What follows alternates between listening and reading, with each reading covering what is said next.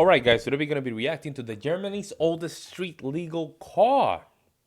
1894 Benz Victoria German cars. We already see that old 19th century look to it, right? Imagine just living in the 19th century, beginning of the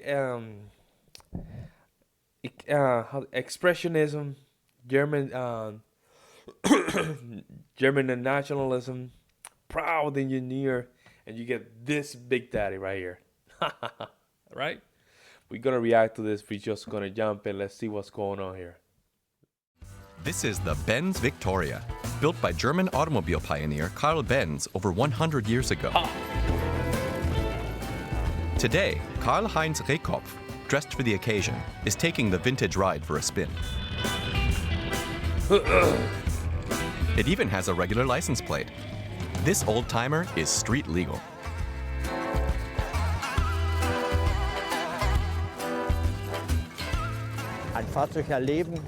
This is the vehicle that passed down its genes to all other cars. The unique thing about this car is that it's the oldest one still allowed on German roads. Needless to say, the vintage Benz Victoria has its quirks.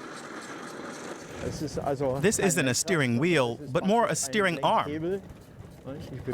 I'll move it.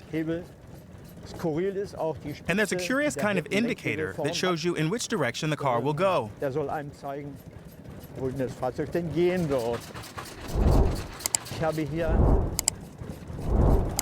then I have a small lever that I control with my left hand to accelerate.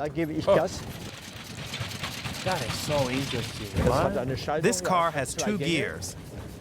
And when I want to brake, I need to get out of gear quickly so that I'm in neutral. Then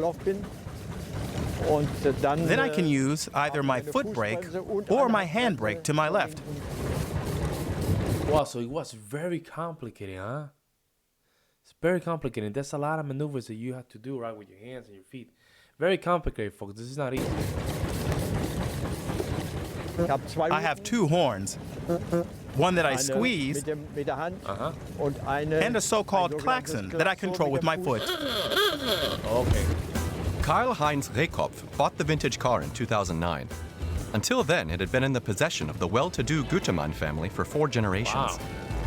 In fact, one former owner even managed to get the first ever speeding ticket in this car for going through town at an eye-watering 29 kilometers an hour. Huh. That's nothing. Well, going top speed does feel like the car is really at its limit. Wow. The steering arm and everything doesn't feel very stable. So right now it's going fast.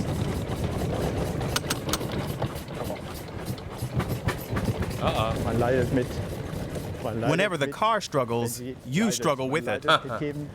And when it rains, you both get wet. You obviously want to avoid that. Because there's no cover, right? You cannot cover. That is so beautiful, man. It's rare that Karl-Heinz Rehkopf takes this vintage car out on the road. Usually, it can be admired at a transport museum near Göttingen. Michael Marx, the museum's mechanic, knows exactly how to fix Victoria if something's not working as it should. Here you can see the piston. It's a big one. It's got a 3-liter engine. You can see it running. Unlike cars today, simply turning the ignition isn't enough to start it up. First, you need to pull a few levers and adjust the engine settings to the weather conditions so it runs smoothly. It's very complicated.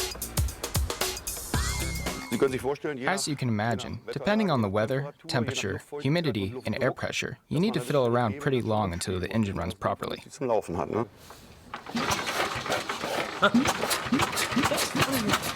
how you turn it on? You have to grab that wheel and just pull it. That's how you turn that thing on, huh? That is so interesting, wow. In April 2019, they took Benz Victoria for a technical inspection to see if it was safe to drive on German roads. After an in-depth inspection, the car was given the go-ahead. But only under a few conditions, as car mechanic Burkhard Niemitz explains. The car doesn't have any electrical wiring, so hazard warning lights were not retrofitted, which usually is required. And the car doesn't have blinkers. That means the car may only be driven in daytime, in good weather conditions. And the driver must carry a signaling disc.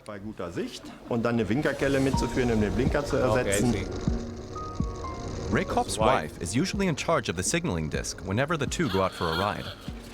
Though the car isn't really built for long-distance travel anyway, its tiny tank quickly runs out of gas.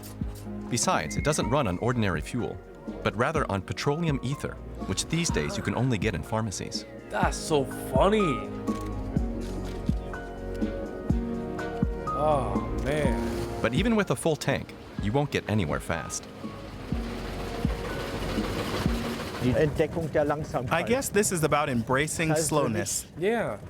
It's not about reaching your destination per se, but about enjoying the ride itself.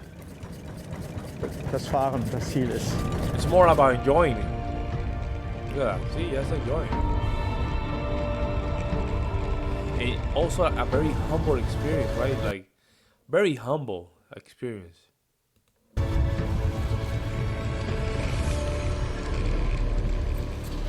Good video, man. Good video. Wow.